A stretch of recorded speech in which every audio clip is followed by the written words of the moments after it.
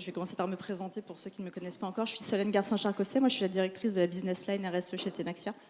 Donc, je m'occupe à la fois des activités de conseil et de CSM, qui sont les équipes qui déploient le logiciel chez nos clients. Voilà. Et donc, pour cette première table ronde sur le thème du référentiel commun, j'ai le plaisir d'accueillir, je vais faire dans l'ordre, Anne Cherlin, donc, qui est responsable RSE de Delpharm, Nicolas Lancesseur, qui est directeur climat-environnement de l'Institut de la finance durable, et puis Renaud Serre-Lapergue, qui est là à double titre, je dirais, à la fois directeur donc, finance durable de Sven Capital Partners et membre de France Invest également, donc il pourra prendre la double casquette à l'occasion. Donc peut-être si vous voulez dire un petit mot peut-être à Anne par exemple sur quelle est votre entreprise et votre rôle et puis comme ça préciser un petit peu vos fonctions. Bonjour à toutes et à tous. Donc Anne Cherlin, moi j'ai rejoint le groupe Delpharm qui est un acteur international dans la sous-traitance de médicaments.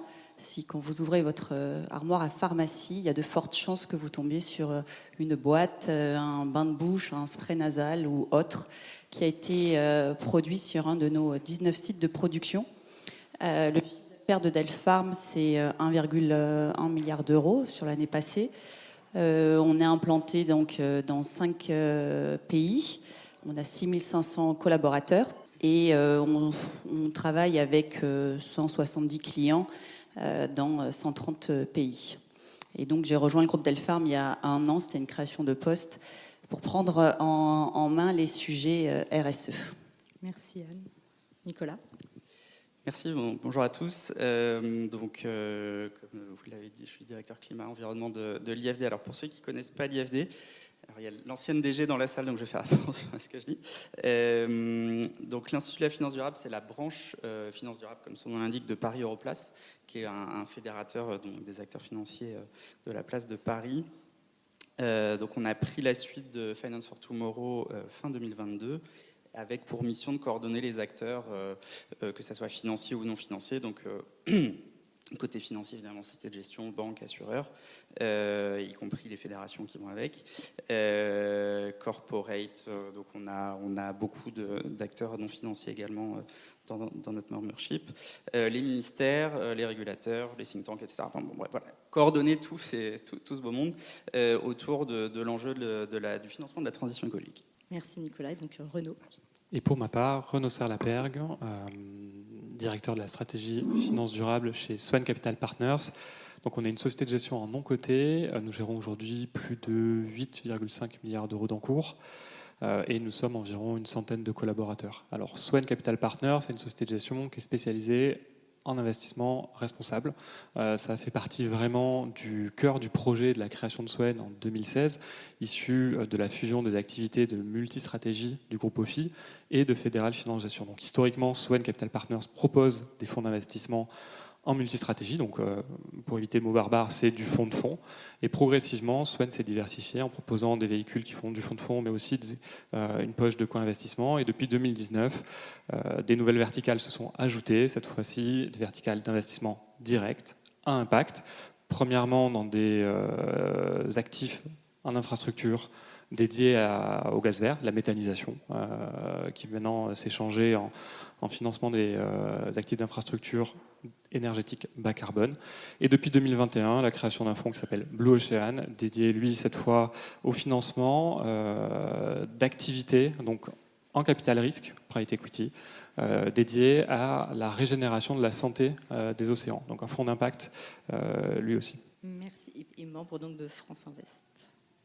Et oui, effectivement, donc je suis certes en responsabilité côté finance durable chez Swen, mais également Swen est membre de France Invest, notre association professionnelle de place. Et à ce titre, Swen, en tout cas, a souhaité s'impliquer particulièrement et fortement au sein d'un groupe de travail de la commission Sustainability, notamment, et on copilote avec BPI France, un groupe dédié à la digitalisation et aux data ESG.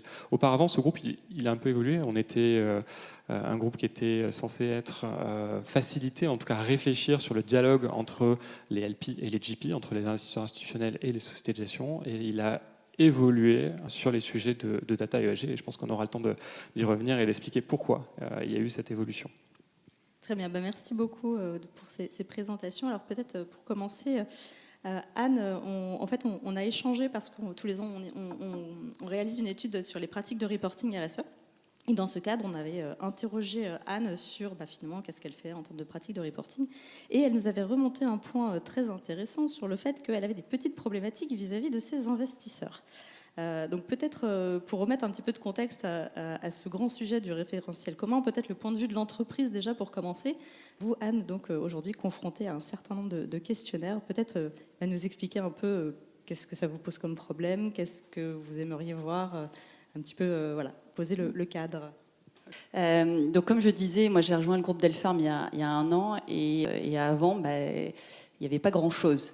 Il y avait quelques actions de menées, mais pas grand-chose. Donc au bout de quelques mois, on est venu frapper à ma porte avec un premier questionnaire. Donc plein d'optimisme, je l'ai ouvert et là j'ai fait waouh.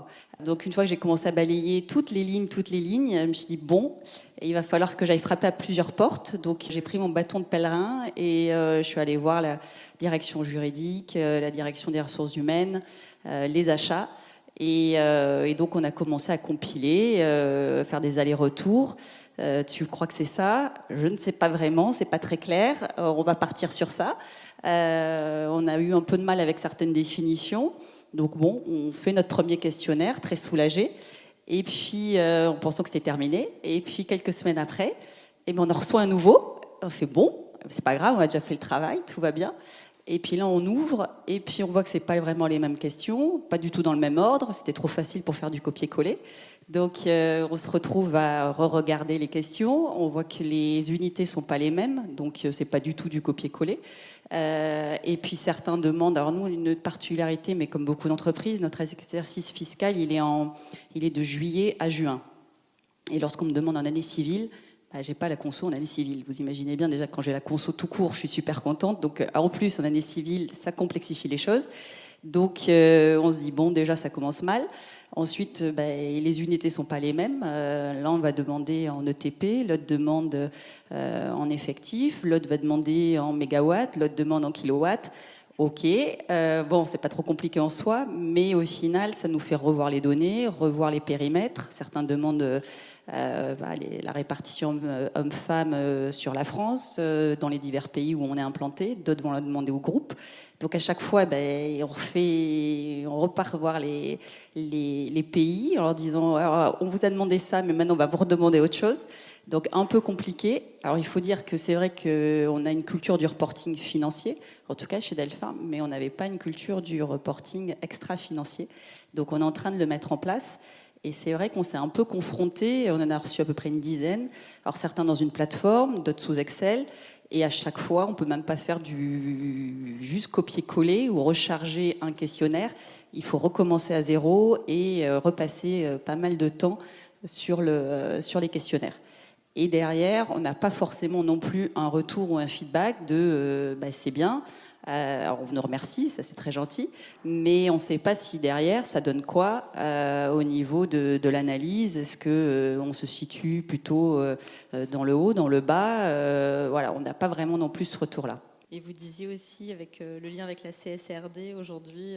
Alors c'est vrai que nous on est en train de se mettre en ordre de bataille pour la CSRD et il a été un peu la surprise de voir que certains... Nous, en tout cas, on a fait notre double matérialité, on est en plein dedans, on a identifié ce qu'il y avait de matériel pour nous, et on se dit, c'est un peu dommage au final d'avoir tous ces KPI. Certains ne seront même pas matériels, donc on ne va pas mettre beaucoup de ressources, on va déjà s'attaquer aux autres, on a déjà assez de travail comme ça, et c'est un peu dommage de se retrouver avec un reporting qui, on ne sait pas ce qui devient, et qui en plus ne colle pas forcément avec nos enjeux et nos priorités. Merci Anne. Alors effectivement, je pense que c'est un sujet que vous avez sûrement rencontré un certain nombre de fois et qui vous est remonté par un certain nombre d'entreprises. Alors peut-être justement côté société de gestion, comment vous gérez peut-être ces problématiques-là, déjà au sein de Sven peut-être, et puis peut-être qu'est-ce que propose France Invest sur le sujet? Alors, c'est vrai qu'en tant que société de gestion, Ouais, désolé, on vous embête en tant qu'investisseur. Déjà, on en a bien conscience. On en a bien conscience parce que vous nous le dites. Et puis nous-mêmes, quand on est amené à analyser les réponses, on se rend compte de la difficulté que vous avez pu avoir à remonter par vos questions, les points spécifiques qui sont remontés. Mais déjà, la première des choses, c'est d'expliquer pourquoi on le fait. Et c'est ça qui est central, c'est d'expliquer l'objectif, quel est le but. Et ça, c'est pour une société de gestion comme Swen, qui place la durabilité au cœur de ses stratégies d'investissement, et ça encore plus vrai depuis l'année dernière où on est devenu société à mission. La question du suivi, du monitoring des caractéristiques environnementales et sociales, des indicateurs ESG, sont clés, nous, dans nos stratégies d'investissement et dans les produits que l'on commercialise vis-à-vis de nos propres clients, investisseurs institutionnels qui ont eux-mêmes leurs propres engagements. Donc, quand on a un grand groupe institutionnel qui prend des engagements de décarbonation, nous répondons à cette, nous tenons compte de cette, j'allais dire contrainte, mais on ne voit pas ça comme une contrainte, au contraire, on trouve que c'est une très bonne dynamique. Mécaniquement, ça percole et in fine, on demande aux entreprises de nous remonter de la data qui nous permet de mesurer et de comparer, d'analyser, de projeter sur des trajectoires climatiques quand il s'agit de la data climatique. Donc c'est vrai que le premier point, c'est de l'expliquer. Après, il y a aussi, on en parlait, la capacité à donner du feedback. Et c'est vrai que là, aujourd'hui, en tout cas, je parle pour côté Swen, c'est un sujet sur lequel on n'est encore malheureusement pas au rendez-vous des attentes exprimées. Et ça, je vais l'expliquer pour plusieurs raisons. D'une part, la qualité de la donnée qui est remontée n'est pas toujours fiable. C'est aujourd'hui une des problématiques et des principaux sujets, nous, quand on analyse les résultats. Alors, il faut savoir que chez Swen, on interroge plus de 2500 sociétés et actifs d'infrastructure. On interroge plus de 200 sociétés de gestion. Donc c'est vrai qu'on est parfois un peu désemparé quand il s'agit de faire au cas par cas. Donc on doit mettre en place des règles de contrôle de la qualité qui parfois sont un peu violentes. Si on observe des aberrations, on ne tient pas compte de la data. Et on est les premiers à trouver ça dommage parce que derrière, il y a du temps humain pour remonter ces informations. Mais c'est vrai que quand on observe des aberrations, on est obligé de ne pas en tenir compte. Et cette consolidation, aujourd'hui, la difficulté de consolider des données à l'échelle d'un portefeuille, notamment sur nos portefeuilles de fonds, fait en sorte que la priorité, elle est aujourd'hui à nous sortir des indicateurs de nos propres véhicules à remonter auprès de nos clients. Et demain, la priorité, en tout cas nous on travaille fort sur ces sujets, on parle clairement de sujets de capacité à traiter la data, et on en parlait avec des solutions, pourquoi pas demain, d'intelligence artificielle, même si je me méfie beaucoup, comme j'imagine beaucoup au sein de cette salle, des promesses de l'intelligence artificielle. Mais en tout cas, demain, nous c'est un vrai chantier sur lequel on sait qu'on doit s'améliorer pour donner du benchmark. Après, des éditeurs de logiciels aujourd'hui sont déjà en mesure de proposer ça à leurs clients, mais nous, en tant que société de gestion, on aimerait aussi être en mesure de proposer des données benchmarkées aux sociétés qui nous remontent ces informations-là. Mais c'est vrai qu'aujourd'hui, la qualité de la donnée était une vraie problématique, mais le marché a évolué. Et ça, on peut remercier notamment la réglementation, qui, d'une part, au niveau applicable aux sociétés de gestion avec SFDR, et la publication d'indicateurs spécifiques, donc les indicateurs PAI, qui ont d'une certaine façon, et qui ont, pas d'une certaine façon, mais qui ont complètement normalisé certains indicateurs, donc qui rendent beaucoup plus simple, d'une part, la remontée de ces données et leur compréhension par l'ensemble de l'écosystème, et puis, bien évidemment, la réglementation CSRD, qui, avec les ESRS et les points de données, va normaliser d'ici, on l'espère, d'ici la fin de la décennie, toutes ces problématiques ESG. Mais en tant que société de gestion, nous, ça fait plus de 10 ans qu'on fait ces campagnes.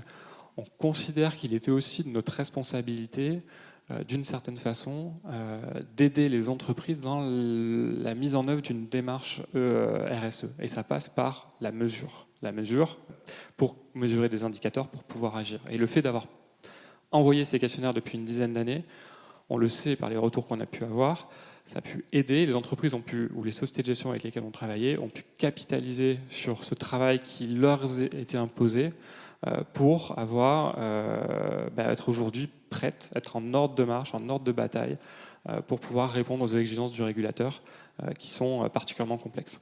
D'accord, merci Renaud pour nous expliquer ce que fait Sven sur ces problématiques.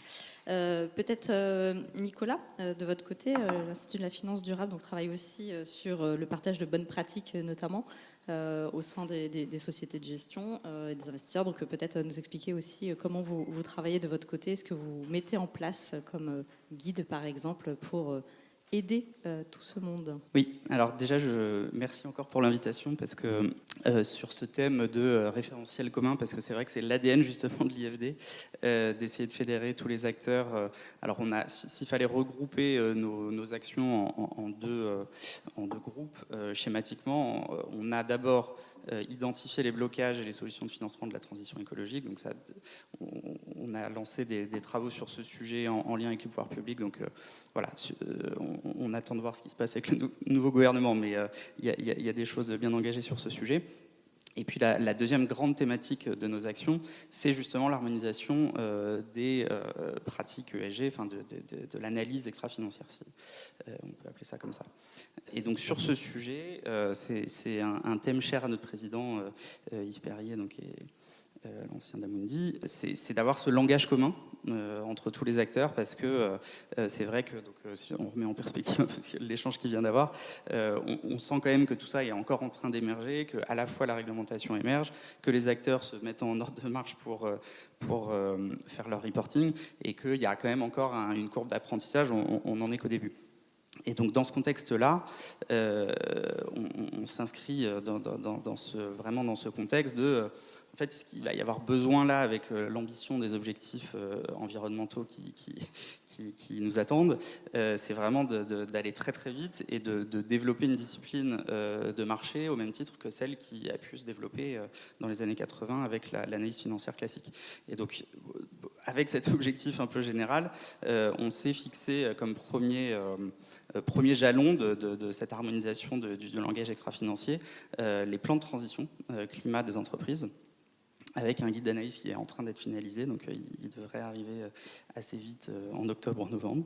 Et donc sur cette thématique, on a identifié que c'était un sujet particulièrement critique en ce moment, parce que donc il y a eu pendant quelques années des acteurs un peu qu'on pourrait qualifier de best players qui sont vraiment emparés de toutes ces questions environnementales dans le secteur financier, mais que malheureusement, entre guillemets, ça restait relativement une portion marginale du secteur, et que là maintenant il y a ce besoin de massifier la dynamique, et donc dans ce contexte-là, on a pour orienter de manière encore une fois efficace et massifier les investissements, il y a plusieurs leviers évidemment, comme chacun le sait, je ne vais pas faire un cours, mais donc le financement de projet, le financement corporate general purpose, enfin non fléché, et pour le financement de projet, c'est assez simple aujourd'hui, assez simple, je mets beaucoup de guillemets évidemment, mais en tout cas il y a les outils qui commencent à être de plus en plus matures, tels que la taxonomie ou autres. Mais par contre, côté financement d'entreprises, et c'est là qu'on peut embarquer tout le monde, c'est toutes les entreprises qui font pas des pompes à chaleur ou qui font pas des éoliennes ou autres. En fait, il faut arriver à identifier celles qui sont sur la bonne voie de la transition, pour que les financements qui lui sont alloués soient considérés comme des financements pour la transition. Et donc, dans ce cadre-là, il y a heureusement la CSRD là, qui nous amène aussi quand même tout un cadre qui permet d'y voir un peu plus clair. Mais toutes les informations qui vont émerger de la CSRD vont pouvoir permettre justement cette qualification. Et nous, là où on s'inscrit avec ces travaux, c'est comment interpréter les données de la CSRD en tant qu'analyste financier, et comment... alors, on n'a pas franchi encore le pas de à quel moment on dit une entreprise en transition, c'est bon, vous pouvez y aller, parce qu'on n'en est pas là, et les débats sont assez houleux sur ce sujet. Mais en tout cas, on essaye justement de mettre en place les briques partagées, compréhensibles pour tout le monde, parce que c'est justement ça l'enjeu, c'est que les fonctions classiques des entreprises et des institutions financières puissent comprendre ce langage, et qu'il n'y ait pas qu'un petit groupe d'experts ESG qui comprennent tout ça. Je peux aller un peu plus loin s'il y a des questions sur nos travaux sur les plans de transition. transition. Mais, Très bien, merci Nico. Peut-être je me retourne vers vous à nouveau, Renaud, sur justement ce que fait France Invest aujourd'hui, donc changement de casquette sur ce sujet du référentiel commande. Donc comment êtes-vous passé d'un groupe de travail, discussion entre les JP et les LP sur finalement, on va parler de la data ESG. C'est vrai que c'est aujourd'hui la question des référentiels communs et d'arriver à avoir un questionnaire qui est unique.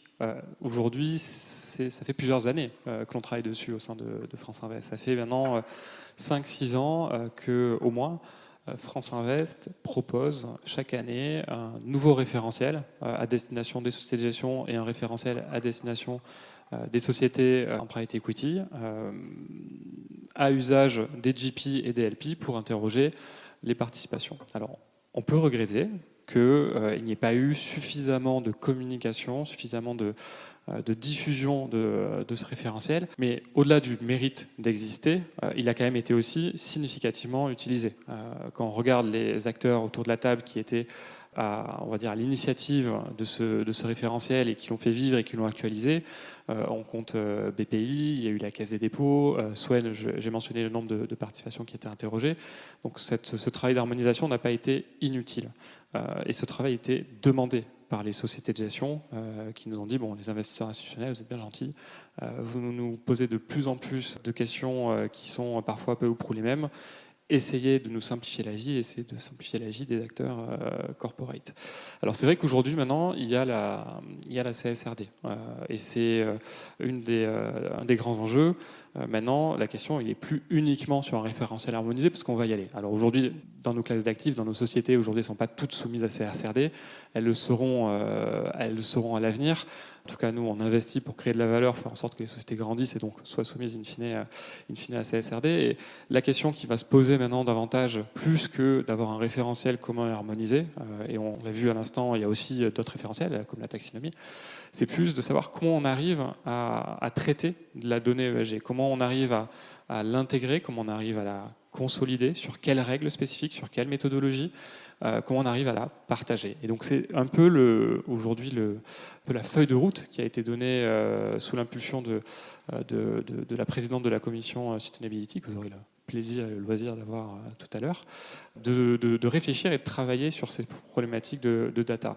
Donc ce groupe de travail, aujourd'hui, s'est donné 4 objectifs en lien avec la data ESG. Il y a bien évidemment l'actualisation des référentiels pour l'année prochaine, mais ce référentiel va peu évoluer par rapport à l'année dernière, parce qu'il y avait déjà eu beaucoup de changements pour s'aligner derrière un référentiel commun au niveau européen. Je passe les détails, c'est pas fort. Là, on est dans des éléments un peu trop pointus, mais l'idée, c'est dès à présent de réfléchir à comment, pour l'année d'après, on intègre CSRD dans le référentiel proposé par France Invest. Donc ce ne sera pas pour cette année, ça sera pour l'année prochaine. Mais c'est maintenant qu'on va intégrer, qu'on va commencer à réfléchir sur cette intégration de CSRD. Le deuxième chantier qui est clé et qui est un peu une nouveauté sur lequel d'ailleurs Tenaxia va participer, on est en pleine phase de consultation, c'est essayer de réfléchir avec les différents éditeurs de logiciels pour mieux communiquer les données ESG entre éditeurs. Et ça, c'est un vrai sujet. Aujourd'hui, une société, une participation qui répond sur la plateforme Tenaxia peut être amenée aussi à répondre sur une plateforme, une autre plateforme. Et donc l'idée, c'est de voir comment on peut faciliter ce partage d'informations entre plateformes en bonne intelligence. Et on considère que l'association professionnelle France Invest peut être une bonne organisation, un bon cénacle pour mettre tous les acteurs autour de la table. Donc on est dans la phase de consultation pour évaluer la faisabilité, la possibilité, aussi l'appétence. Il est possible que certains acteurs ne souhaitent pas participer à cette initiative. Pour le moment, ce n'est pas le cas. On n'a que des retours positifs et on espère, en tout cas, d'ici la fin de l'année, arriver avec une solution qui implique l'ensemble des éditeurs pour mieux partager les informations. Donc ça, c'est un chantier qui est clé et qui est important. Les autres chantiers, je ne vais pas trop me pencher dessus, mais un chantier intéressant sur lequel aussi on va travailler et qui est en lien avec un autre sujet qui aura lieu un peu plus tard dans l'après-midi, c'est sur les indicateurs PAI. Aujourd'hui, la réglementation propose des indicateurs, propose certaines formules de calcul de ces indicateurs, mais laisse quand même une marge de manœuvre, une marge d'interprétation assez forte aux acteurs financiers pour calculer ces indicateurs. Et donc, on va essayer de se réunir au sein de France Invest pour essayer de proposer des guidelines, bien évidemment en lien avec la réglementation. On s'inscrit dans le cadre donné par le régulateur, mais proposer de l'aide sur parfois les questions que tous les acteurs financiers peuvent se poser dès lors qu'il s'agit de calculer les indicateurs PAI. Voilà, grosso modo, aujourd'hui, la feuille de route de cet atelier au sein de France Invest sur la data et les données ESG. Merci Renaud pour ce retour sur les travaux de France Invest. Je pense qu'il y aura sûrement des questions dans la salle sur ce sujet tout à l'heure. Alors peut-être Anne, je me retourne à nouveau vers vous. Vous disiez tout à l'heure qu'un des points effectivement qui vous manquait, c'est que vous remplissez des questionnaires, mais aujourd'hui vous n'avez pas forcément de retour. Sven, vous mentionnez, Renaud, que vous essayez de faire des retours. Alors peut-être, qu'est-ce qui vous intéresserait comme type de retour? Qu'est-ce qui vous semblerait pertinent à avoir et pour peut-être prioriser vos efforts? Exactement, c'est ça. C'est-à-dire qu'aujourd'hui, on remplit, on sait quand même si on est plutôt bon ou pas trop bon quand même sur certains sujets. On n'a pas besoin d'avoir un retour pour se le savoir.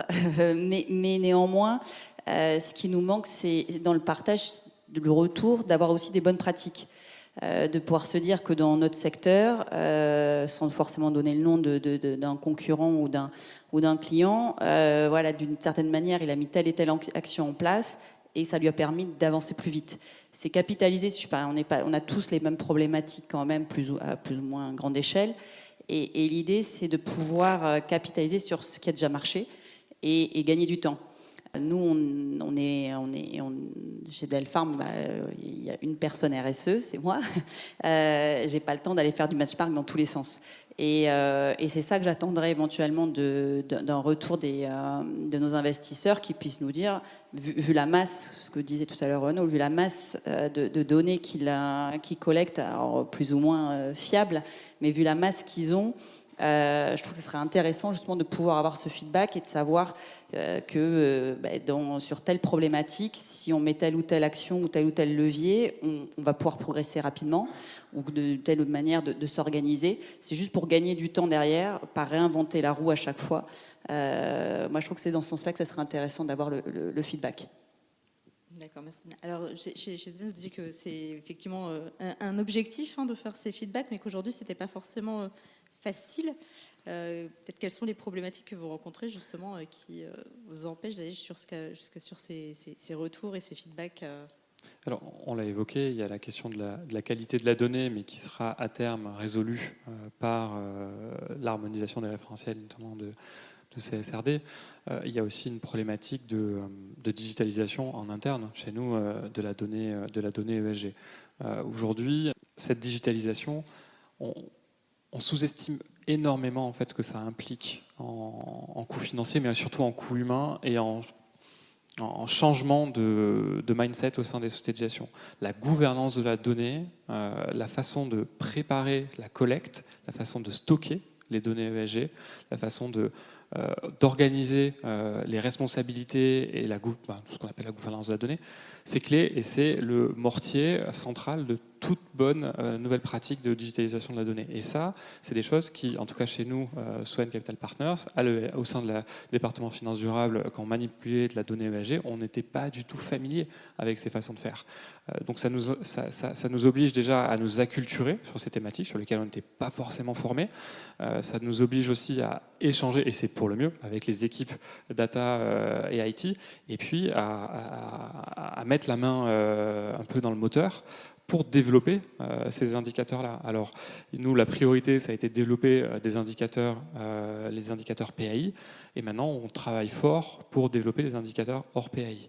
Et à partir de là, on va être en mesure, progressivement, de mettre des filtres sectoriels de plus en plus fins pour pouvoir donner du feedback, non seulement aux sociétés, aux participations, mais également aux fonds dans lesquels on est souscripteur grâce à notre activité fonds de fonds.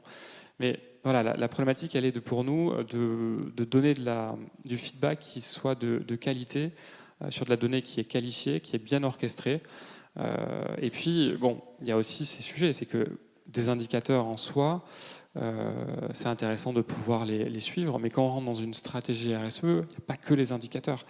Il faut faire aussi, d'une certaine façon, attention à faire en sorte que ces indicateurs-là ne se substituent pas à la mise en place d'une véritable feuille de route et d'une véritable stratégie RSE. J'ai pour habitude de dire que tout ce qui se mesure ne compte pas toujours. Et ça, il faut l'avoir systématiquement en tête. Une fois qu'on a dit ça, bien évidemment que se comparer, observer un benchmark, c'est clé et c'est au cœur de toute feuille de route de toutes les participations qui veulent mettre en place une politique en matière de durabilité ambitieuse. Merci. Alors peut-être Anne, pour rebondir sur ce point du passer du temps sur le reporting au détriment peut-être des actions, est-ce que c'est aussi quelque chose que vous rencontrez dans votre quotidien de responsable RSE seul au sein d'une entreprise ?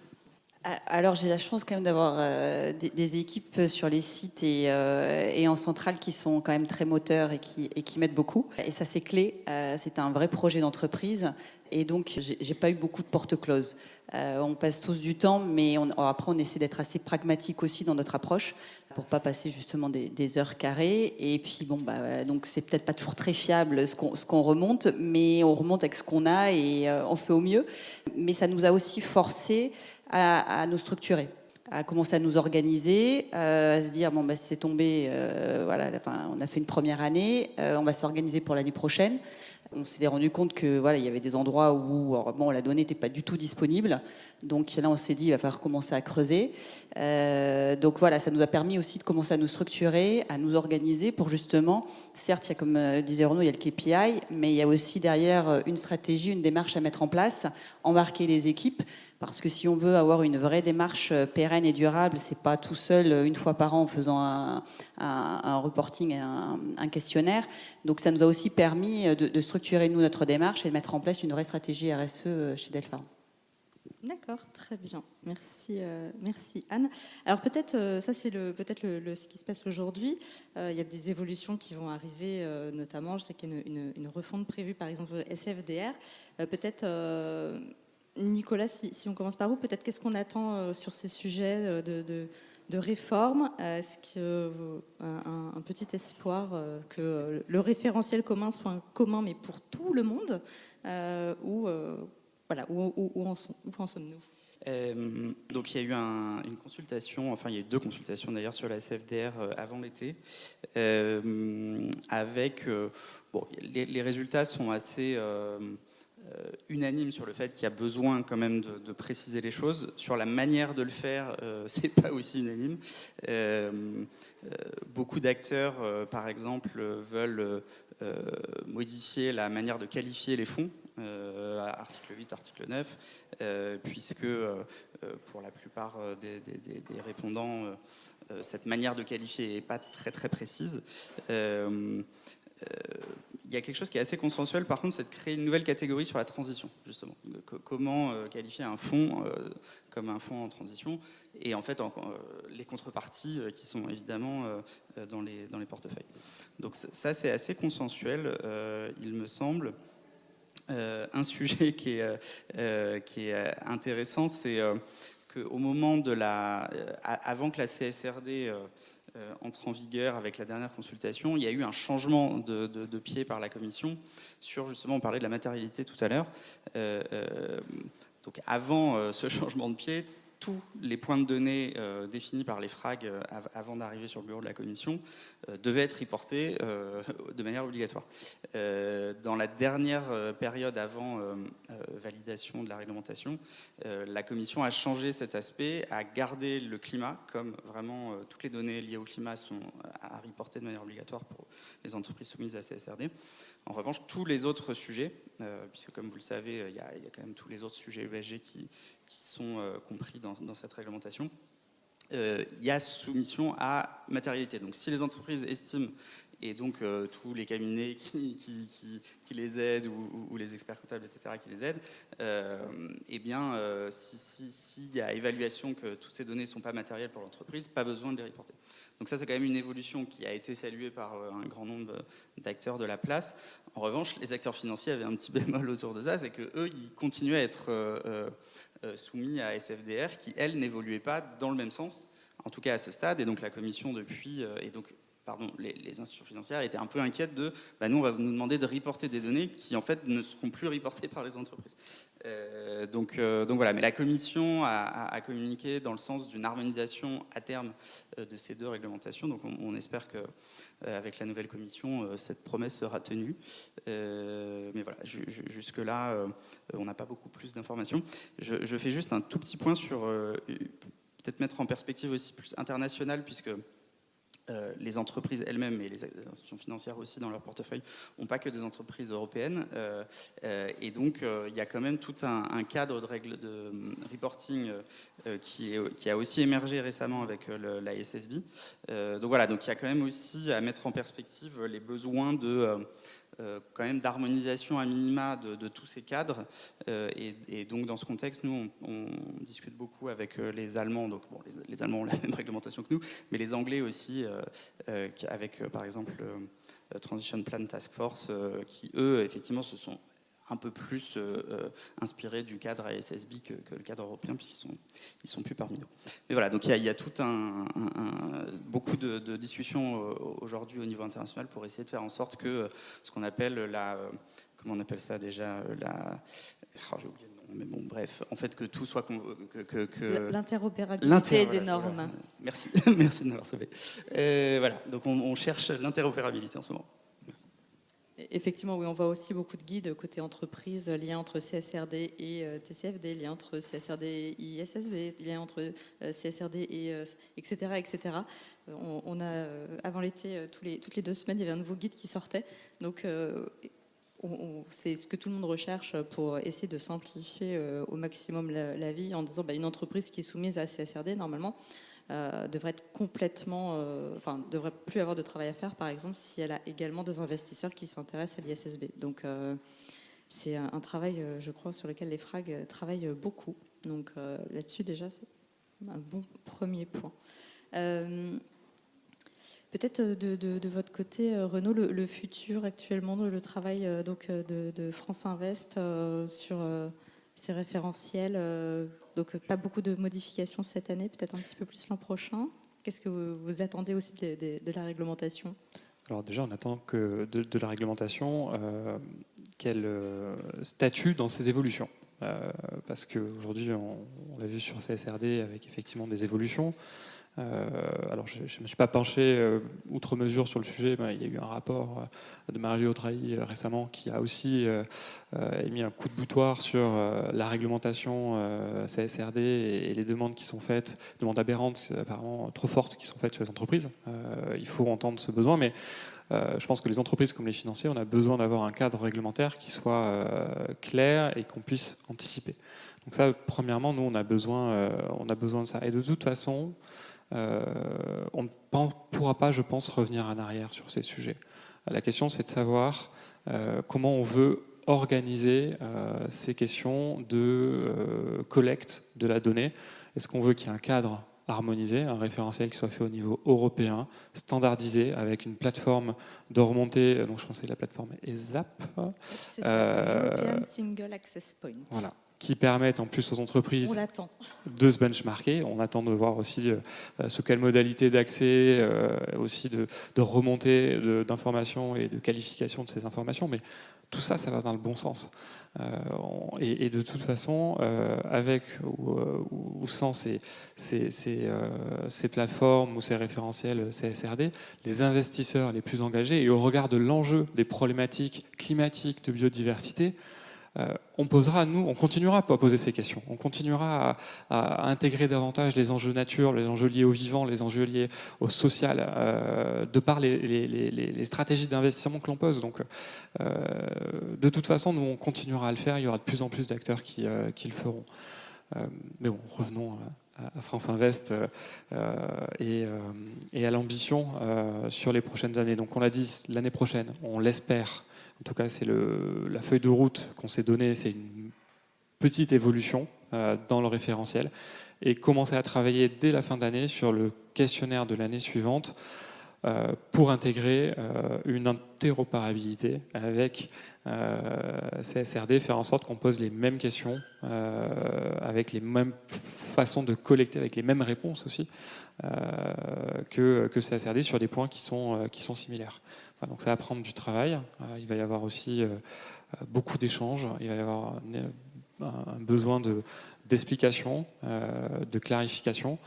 Mais en tout cas, nous, au sein de France Invest, on travaille au service de la communauté des investisseurs en non-cotés. Et Swen, en tout cas, au sein de ce groupe, continuera à œuvrer pour faciliter cette compréhension des enjeux ESG au niveau des sociétés de gestion et des participations. D'accord, merci Renaud pour ce point. J'avais volontairement posé la question lors de la préparation. Aujourd'hui, l'entreprise, donc, comme Delpham répond à 10 questionnaires et effectivement s'épuise un petit peu à répondre à ces questionnaires. Et j'avais posé la question, et si demain ils arrêtent de répondre parce qu'ils n'en peuvent plus, que se passerait-il? Alors peut-être la réponse. C'est un scénario catastrophe. Non. Si jamais elle reportait plus ces informations, effectivement, nous de notre côté, on chercherait à savoir pourquoi, qu'est-ce qui se passe. Et de toute façon, si elles arrêtent de remonter ces informations, c'est parce que derrière, elles publieraient des rapports qui leur empêcheraient de passer trop de temps sur ces référentiels. Donc l'idée, c'est de travailler en bonne intelligence. D'une part, c'est nous, dans les demandes que l'on formule, d'être le plus en avance de phase et d'expliquer nos besoins et nos attentes. Et puis, bien sûr, au niveau des sociétés de gestion ou des sociétés auprès desquelles on demande de la collecte d'informations, c'est aussi de nous remonter ces problématiques et de nous dire attention, ça commence à être vraiment compliqué de passer trop de temps sur ces sujets de remontée d'informations. Donc, ce scénario ne pourra pas arriver parce que nous, notre rôle, c'est d'être au quotidien, en échange et en dialogue avec nos investissements. Voilà. Et de toute façon, après, voilà, c'est des sujets qui sont cadrés contractuellement dans les pactes d'actionnaires, dans les side letters qu'on peut avoir avec les fonds, sur la remontée d'informations. Donc après, bien évidemment, l'idée, c'est pas d'activer ce statut et ce cadre juridique et légal. L'idée, c'est de dialoguer, d'échanger. Mais on est aussi backé, nous, en tant que fonds d'investissement, que société de gestion, par ces clauses contractuelles. Merci Renaud. Alors peut-être, avant de laisser peut-être quelques questions à la salle, s'il y en a, un petit mot de conclusion. Anne, est-ce que vous avez bon espoir suite à ça? Est-ce que vous avez l'impression que vous allez avoir enfin des réponses à vos attentes? Bon espoir, oui, quand même, on va être optimiste. Non, moi j'ai bon espoir qu'une fois que nous on sera soumis en 2026 sur la CSRD, et j'ai bon espoir de pouvoir dire à nos investisseurs, prenez notre rapport et cherchez l'info que vous voulez.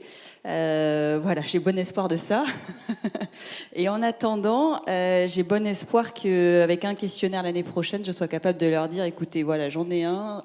Si ça ne vous convient pas, vous revenez et je peaufine les quelques questions qui manquent. Finalement, voilà. inverser un peu la tendance. La tendance. Voilà. D'accord, merci. Et de vos côtés, peut-être petit mot de conclusion pour cette table ronde. Non, mais je suis assez optimiste en réalité en tout cas pour ce qui concerne les plans de transition. Je pense que la réglementation a ratissé un peu large. On demande beaucoup de choses en effet, mais une fois là, c'est tout le travail qu'on a essayé de faire avec notre groupe de travail. Si on essaye de résumer les choses, il n'y a pas tant d'informations critiques pour comprendre où en est l'entreprise. Évidemment, il y a les émissions de gaz à effet de serre, il y a la target, il y a les plans de CAPEX et d'OPEX pour atteindre la target, et éventuellement les coûts de réduction des émissions si on veut aller un peu plus loin sur l'efficacité de la transition de l'entreprise. Mais en réalité, voilà. Après, il s'agit de comparer avec les meilleurs du secteur, etc., avoir une pratique un peu de l'analyse financière qui se peaufine dans le temps. Mais voilà, les choses sont pas... Je pense que c'est deux mondes qui se rencontrent, quoi. Il y a eu toutes ces données qui ont émergé au niveau des États, puisqu'il y a l'accord de Paris, donc avec tout un cadre de reporting des gouvernements, etc., sur ces sujets. Et donc, il y a quand même une expertise sur les thématiques climat, environnement, qui sont un peu partout disséminées dans les secteurs, dans les pays. Et donc là, ce petit milieu-là rencontre le milieu économique. Donc maintenant, il s'agit juste d'avoir un langage un peu plus partagé, commun. Mais je suis assez convaincu qu'on y arrivera. Renaud, optimiste aussi? Résolument, résolument. On se doit d'être optimiste au vu des problématiques auxquelles nous faisons face et auxquelles le secteur de la finance est confronté. Et cette question finalement de la data, elle peut sembler un peu vue d'aussi haut anecdotique, mais elle est clé, elle est centrale et elle est finalement au fondement de toutes les transformations et des transitions à venir, parce qu'on doit mesurer pour pouvoir agir. Et ça, c'est clé. Et surtout, il faut que ça se fasse en concertation. Mais en tout cas, il n'y aura pas de retour en arrière sur ces questions de données ESG. C'est juste de savoir comment on veut s'assurer, de quelle façon on veut les partager. Est-ce qu'on veut que ça soit un peu la jungle ou est-ce qu'on veut que ça soit normé le plus fluide possible. Et sur ces sujets, il y a tout un écosystème qui se met en place, des initiatives qui essayent en tout cas d'agir pour rendre ces échanges de données, ces calculs d'indicateurs on va dire le moins compliqué possible, le moins douloureux possible. Mais ça va dans la bonne direction. Merci Renaud. Effectivement, je pense que nous, on le voit avec les entreprises qui vraiment se mettent en ordre de bataille pour essayer de répondre à la CSRD. Quelle qu'elle soit. Nous, on a une entreprise qui... ils sont 20, mais en fait, ils dépassent les seuils financiers, donc ils ont la CSRD à faire. Donc, ils s'y mettent quand même. Donc, avec les petits moyens qu'ils ont, mais ils y vont. Donc, ils sont motivés quand même. Et oui, je pense qu'il va y avoir encore peut-être 2-3 ans de harmonisation des réglementations, mise en place au sein des entreprises progressivement en fonction des seuils, mais allez, d'ici 3-4 ans, ça va aller un peu mieux. Donc, prendre son mal en patience, peut-être. Est-ce que dans la salle, vous avez des questions pour nos intervenants? Enfin, on vous passera le micro. Donc, on n'est pas soumis à la SFDR, et par contre, on est soumis à la CSRD. Et donc, on fait notre analyse de double matérialité. Et je voulais juste rebondir sur ce que vous avez dit, Anne, et puis vous avez un peu répondu. Mais effectivement, quand on fait une analyse de double matérialité, on se rend compte qu'on a, en termes de reporting pour le rapport de développement durable, on va avoir une zone d'éléments matériels. Et donc, comment les questionnaires, ils sont beaucoup plus larges. Donc, je ne vois pas, vous dites, ça va, nous, on va continuer à demander, je ne vois pas du tout comment ça va matcher à court terme par rapport à cet effet-là. Ok. Ce qu'il faut aussi avoir en tête, c'est que les questionnaires harmonisés, en tout cas ceux qui le sont et proposés par France Invest, couvrent des enjeux et des problématiques que l'on considère comme étant les plus, pas élémentaires ou basiques. Vous comprenez l'idée. C'est vraiment un set d'indicateurs qui sont communs. Sur le social, c'est les effectifs.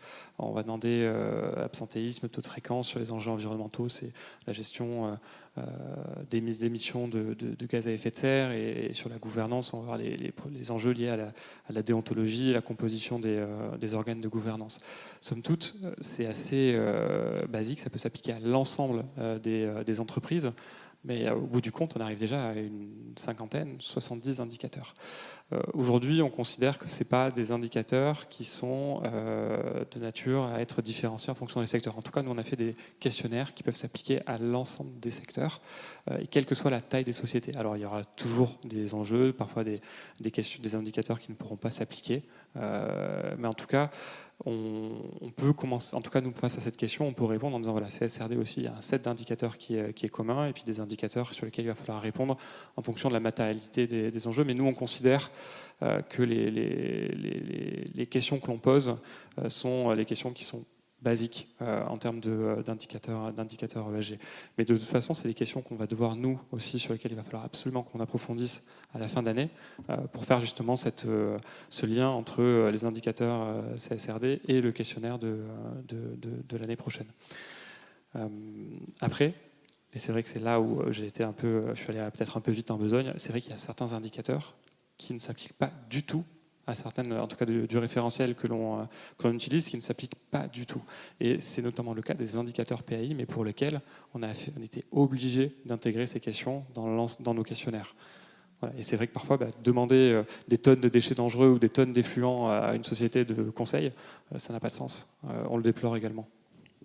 Alors effectivement, juste pour répondre, côté CSRD, il est bien mentionné dans les textes que si c'est considéré comme non matériel pour l'entreprise, elle peut ne pas répondre à ces indicateurs et ne pas les publier. Donc je pense qu'effectivement, elle met en difficulté sa société de gestion qui, elle, n'a pas la même information. Non, mais il y a une évolution depuis, c'est que la Commission européenne, dans son dernier Q&A, s'est enfin positionnée sur ce sujet en disant qu'a priori, en tant qu'investisseur, pour les fameux indicateurs PAI, ceux qui sont obligatoires mais qui parfois n'ont rien à voir avec le secteur de l'entreprise, s'ils étaient considérés comme non matériels par les entreprises, alors les investisseurs n'avaient pas à les comptabiliser.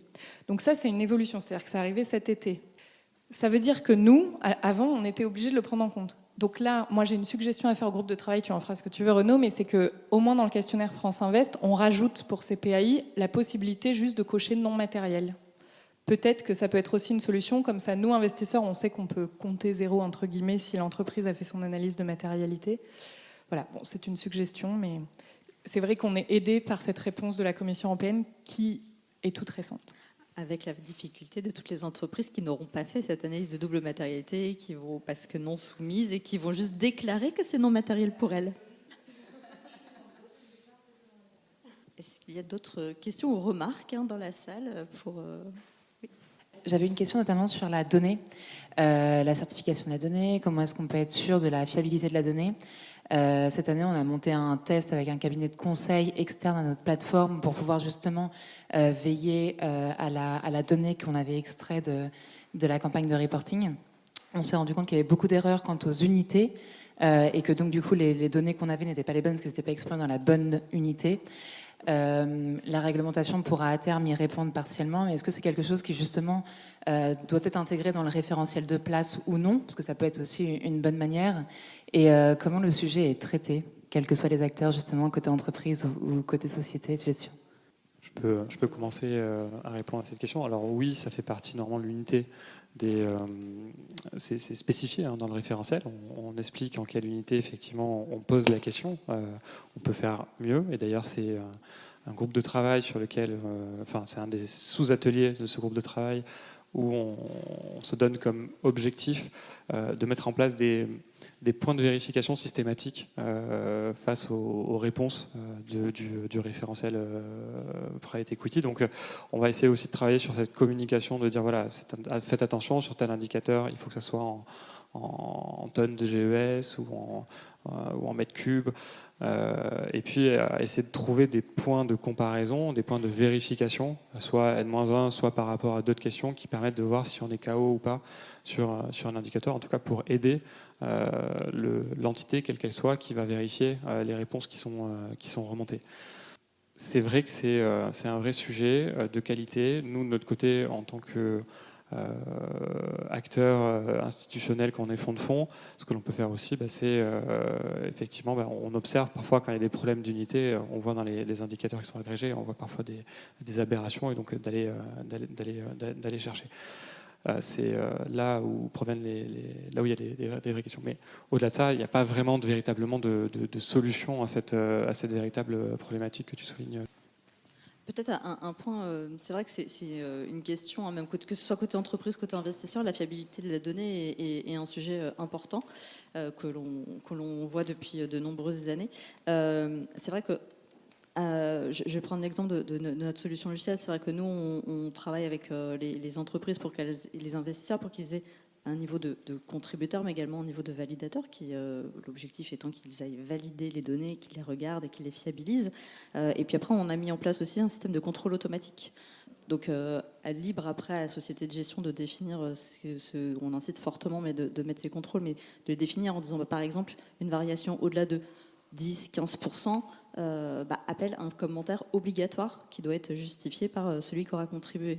Donc, pour pas laisser un plus 100% sur une consommation d'eau sans explication en fait. Donc c'est aussi, à travers un outil, on peut arriver à faire fiabiliser un petit peu les données. Et puis après, oui, c'est aussi le rôle du valideur. Donc les entreprises, étant auditées, vont effectivement mettre en place de plus en plus de contrôles.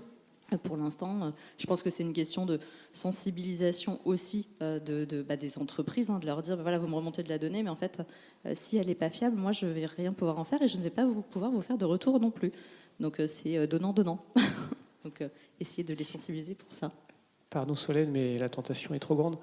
S'il vous plaît, que vous utilisiez Tenaxia ou une autre plateforme, obligez toutes les questions, mais obligez qu'il y ait un contrôle à la saisie. Je veux dire, on a tous intérêt, si on veut du référentiel commun, si on veut partager la donnée, demain, pour que dans le GT, et oui, Tenaxia va évidemment participer à tout ça, il faut que la donnée soit fiable en fait. Donc oui, contrôlons à la saisie en fait. C'est là, c'est dès le départ qu'il faut l'avoir bonne en fait, le plus possible en tout cas. Il y a le contrôle à la saisie, et pour revenir sur le point que je mentionnais tout à l'heure, il y a cette histoire de gouvernance de la donnée, aussi de façon de formuler les questions qu'il faut revoir en fonction de ces difficultés de qualité de la donnée. On peut, je pense, travailler aussi dans les questionnaires en amont, en fonction de la façon de présenter les choses, de présenter les différentes formulations pour les réponses aussi. On peut, je pense, avoir un œil un peu intelligent pour éviter qu'il y ait des risques de mauvaise qualité de données. Et sur ça, c'est là où, en tout cas, nous, de notre côté, pour cette année, en tout cas, on va revoir ce questionnaire aussi avec cette vigilance-là. Effectivement. Encore peut-être une dernière question dans la salle, parce que après, il va falloir prendre le micro. Je me permets il y aura une conférence à ProDurable sur l'audit de la CSRD qui pourrait être intéressant aussi sur vous, où on aura 2 CAC et un OTI qui nous expliqueront qu'est-ce qu'ils vont regarder, qu'est-ce qu'ils attendent, quels sont les points de vigilance pour s'assurer que la donnée est fiable. Donc je ne vais pas spoiler la conférence, il faudra venir. Mais il y a aussi un point qui a été clairement mis sur le contrôle interne aussi, et effectivement la gouvernance de la donnée et la capacité de l'entreprise à structurer une gouvernance autour de la qualité de la donnée. Merci, bonjour à tous. Juste pour une remarque et 2 questions. La remarque, c'est que on va être en plus des acteurs supplémentaires à demander la même chose, les banques. Et donc, on est content aussi de s'associer avec le monde des investisseurs, et pour pas que ce soit trop compliqué et trop painful pour nos clients. Et Delpharm en fait partie, je crois. Et 2 questions par rapport à ça. Moi, je suis pas un grand spécialiste. On est touché par SFDR et par CSRD en tant que banque. Pour vous, c'est lequel s'intègre dans lequel est plus complet ou complexe que l'autre, et comment ça peut s'harmoniser ces deux-là? Vous aviez l'air confiant, mais moi c'est un peu abstrait parce que je ne suis pas les mains dans le cambouis, mais ça m'intéresse. Et puis la deuxième question, vous allez avoir dans vos portefeuilles des clients qui seront sujets à CSRD immédiatement, enfin 25-26, et des PME ou des même plus petites structures. Je pense à Sven, vous êtes assez tôt dans l'investisseur, qui ont peut-être peu de chances de l'être avant je ne sais pas combien de temps. Comment vous allez faire cohabiter ceux qui publient CSRD et ceux qui pas? Sur la question des réglementations, déjà c'est des réglementations qui sont construites de manière différenciée, mais qui ont quand même essayé de construire des ponts entre elles. Et on voit clairement aujourd'hui que sur la réglementation taxinomie, sur la réglementation SFDR, on voit que l'objectif du régulateur demain, c'est de faire en sorte que sur les enjeux environnementaux, taxinomie permette de qualifier et de caractériser un investissement comme durable. Même si aujourd'hui, il y a une marge d'interprétation, une marge de manœuvre forte qui est donnée au secteur financier. Mais il s'agit de réglementations qui sont incomplètes dans le sens où elles ne sont pas finalisées et elles sont évolutives. Sur le lien entre SFDR et CSRD, il y a bien évidemment ces indicateurs PAI, sur lesquels là je suis peu ou insuffisamment qualifié pour vous dire dans quelle mesure il y a entre les ESRS et les indicateurs PAI une forte des ponts clairs, et là peut-être que dans la salle il y a des personnes qui sont beaucoup plus qualifiées pour pouvoir y répondre. Mais j'ose espérer que le régulateur a fait en sorte que ce soit relativement simple de pouvoir à la fois collecter ces indicateurs PAI et de pouvoir répondre sur les thématiques similaires sur les points de CSRD. En tout cas, je pense que c'est à minima le cas sur les enjeux liés aux émissions de gaz à effet de serre. Sur la deuxième question, malheureusement, je me rappelle. Oui, alors ça, effectivement, la question elle sera plus à poser, je pense, aux entreprises qui seront soumises à CSRD et qui devront en plus répondre au questionnaire des acteurs financiers comme Swen. Mais tout l'enjeu est justement de modifier ces questionnaires pour faire qu'on ait des points de collecte qui soient les mêmes dans leur formulation que CSRD. Donc on ne va pas le faire, là encore une fois, cette année. On va faire ça dans la réflexion. On va commencer à amener cette réflexion dès cette année pour l'année prochaine. Voilà. Peut-être pour compléter la réponse sur ce point, les PME vont aussi avoir un référentiel en fait volontaire. L'Europe travaille sur le référentiel volontaire pour les PME qui ne seront pas soumises. Et on voit aussi, j'ai un groupe de travail en tête sur les acteurs de l'énergie qui savent que de toute façon, avec la CSRD, ils vont devoir aller chercher de la donnée au sein de leur chaîne de valeur et donc auprès des PME. Donc en fait, les PME, on va dire par ricochet, vont devoir publier de la donnée pour répondre à leurs donneurs d'ordre. Justement, ce groupe de travail de l'énergie est en train de réfléchir à quel référentiel on va demander aux PME. Donc je pense qu'en fait, même si les PME non soumises, à terme, vont devoir se structurer pour pouvoir publier de la donnée parce que si ce n'est pas pour les investisseurs et par la réglementation CSRD, ce sera par pour les donneurs d'ordre. Donc ça va prendre plus de temps, mais ça va finir par arriver aussi dans un second temps, très probablement. Voilà. Bon. Bah écoutez, je vous propose de clôturer cette première table ronde. Un grand merci à vous trois pour votre participation et toutes ces informations qui, je pense, ont été très enrichissantes pour notre public.